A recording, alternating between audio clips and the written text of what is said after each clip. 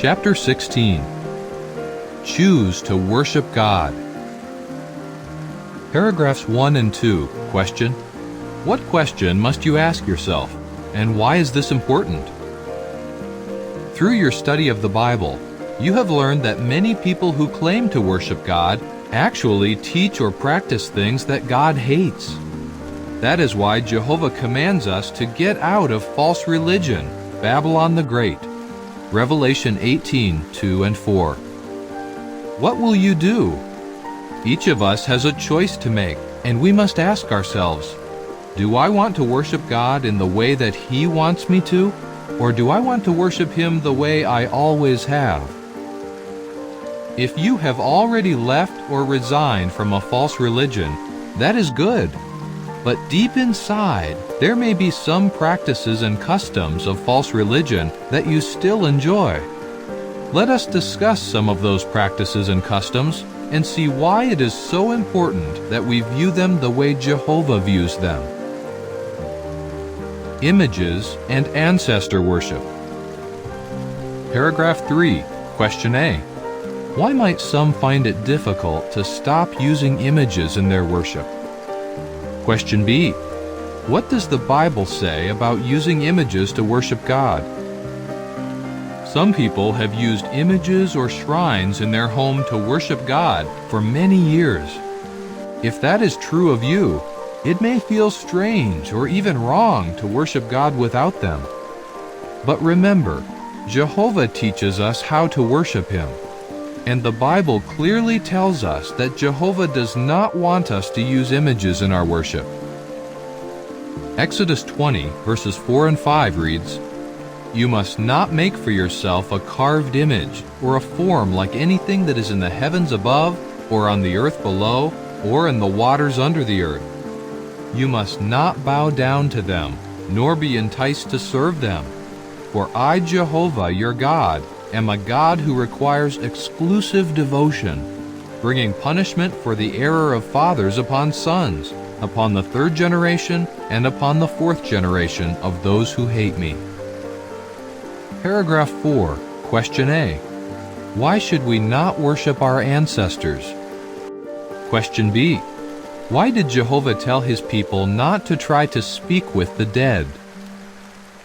Some people may spend a lot of time and energy trying to please their dead ancestors. They may even worship them. But we have learned that those who have died cannot help us or hurt us. They are not living somewhere else. Actually, it is dangerous to try to communicate with them because any message that appears to come from a dead relative would in fact be from the demons. That is why Jehovah commanded the Israelites not to try to talk with the dead or get involved in any other sort of demonism. Endnote 26. Demonism or Spiritism. Demonism or Spiritism is the bad practice of trying to communicate with spirits, either directly or through someone else, such as a witch doctor, a medium, or a psychic. People who practice Spiritism do this because they believe the false teaching that spirits of humans survive death and become powerful ghosts. The demons also try to influence humans to disobey God. Astrology, divination, magic, witchcraft, superstitions, the occult, and the supernatural are also part of demonism. Many books, magazines, horoscopes, movies, posters, and even songs make the demons, magic, and the supernatural seem harmless or exciting. Many funeral customs, such as sacrifices for the dead, funeral celebrations, funeral anniversaries, widowhood rites, and some wake rituals, also include contact with the demons. People often use drugs when trying to use the power of the demons. End of endnote. Endnote 31. Demons. They are invisible, wicked spirit creatures with superhuman powers. The demons are wicked angels. They became wicked when they made themselves enemies of God by disobeying Him. They joined Satan's rebellion against Jehovah. End of endnote. Paragraph 5. Question. What can help you to stop using images to worship God and to stop worshiping your ancestors? What can help you to stop using images to worship God or to stop worshiping your ancestors? You need to read the Bible and think carefully about how Jehovah views those things. He views them as detestable or disgusting. Pray to Jehovah every day for help to view things as He does and for help to worship Him in the way that He wants. You can be sure that Jehovah will give you the strength you need to remove from your life anything related to false worship. Should we celebrate Christmas? Paragraph 6. Question: why was December 25th chosen as the day to celebrate Jesus' birth? Around the world, Christmas is one of the most popular holidays, and most people think that it is a celebration of the birth of Jesus. But Christmas is actually connected with false worship.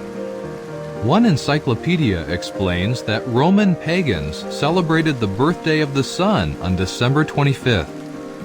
Church leaders wanted more pagans to become Christians, so even though Jesus was not born on December 25th, they decided to celebrate Jesus' birth on that date. Jesus' disciples did not celebrate Christmas. One reference book explains that in the 200 years after Jesus' birth, no one knew and few people cared exactly when He was born. Sacred origins of profound things. Christmas celebrations started several hundred years after Jesus lived on earth. Paragraph 7. Question: why do true Christians not celebrate Christmas? Many people know about the pagan origins of Christmas and its traditions, such as partying and gift-giving. For example, in England and parts of America, there was a time when celebrating Christmas was forbidden because of its pagan origins. Anyone who celebrated it was punished. But eventually, people began to celebrate Christmas again. Why do true Christians not celebrate Christmas? Because they want to please God in everything they do. Should we celebrate birthdays? Paragraphs 8 and 9. Question: why didn't early Christians celebrate birthdays? Another popular celebration for many people is their birthday. Should Christians celebrate birthdays? The only birthday celebrations mentioned in the Bible were held by those who did not worship Jehovah. Birthday celebrations were used to honor false gods. That is why the early Christians considered the celebration of anyone's birth to be a pagan custom. The World Book Encyclopedia. The ancient Romans and Greeks believed that a spirit was present at each person's birth, and that this spirit would protect the person during his life. This spirit had a mystic relation with the God on whose birthday the individual was born, explains the book The Lore of Birthdays. Paragraph 10. Question: why should Christians today not celebrate birthdays? Do you think that Jehovah approves of celebrations that are connected with false religion? No, He does not. That is why we do not celebrate birthdays or any holiday connected with false religion. Does it really matter? Paragraph 11. Question: why do some people celebrate holidays? What should be most important to you? Some people know the pagan origins of Christmas and other holidays, but they continue to celebrate them. They feel that holidays are just a good opportunity to spend time with their family. Is that how you feel? It is not wrong to want to spend time with your family. Jehovah created the family, and He wants us to have a good relationship with them. However, we need to focus on having a good relationship with Jehovah rather than on pleasing our relatives by celebrating false religious holidays. That is why the Apostle Paul said, "Keep on making sure of what is acceptable to the Lord." Ephesians 5:10. Paragraph 12. Question: what would make a holiday unacceptable to Jehovah? Many people feel that where a holiday comes from doesn't really matter, but Jehovah doesn't feel that way. He does not approve of holidays that come from false worship or that exalt humans or national symbols. For example, the Egyptians had many celebrations for their false gods. After the Israelites escaped from Egypt, they copied one of their pagan celebrations and called it a festival to Jehovah. But Jehovah punished them for doing that. Exodus 32, 2-10. As the prophet Isaiah said, we should touch nothing unclean. Isaiah 52:11 reads, turn away, get out of there, touch nothing unclean. Get out from the midst of her, keep yourselves clean, you who are carrying the utensils of Jehovah.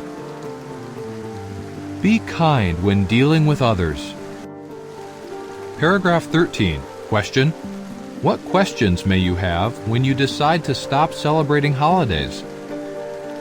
When you decide to stop celebrating holidays, you may have many questions. For example, what should I do if my workmates ask why I do not celebrate Christmas with them? What should I do if someone gives me a Christmas gift? What should I do if my marriage mate expects me to celebrate a holiday? How can I help my children not to feel sad because of not celebrating a holiday or their birthday? Paragraphs 14 and 15. Question: what can you do if someone wishes you a happy holiday or gives you a gift? It is important to use common sense when you decide what to say and do in each situation. For example, if people wish you a happy holiday, you don't need to ignore them. You can simply say thank you. But in situations where someone would like to know more, you might choose to explain why you don't celebrate a holiday. However, always be kind, tactful, and respectful. The Bible says, let your words always be gracious, seasoned with salt, so that you will know how you should answer each person. Colossians 4:6. Perhaps you could explain that you do enjoy spending time with others and giving gifts, but that you just choose not to do so in connection with these holidays. What should you do if someone gives you a gift? The Bible does not give a list of rules, but it does say that we should keep a good conscience. Maybe the person giving you the gift doesn't know that you don't celebrate a holiday.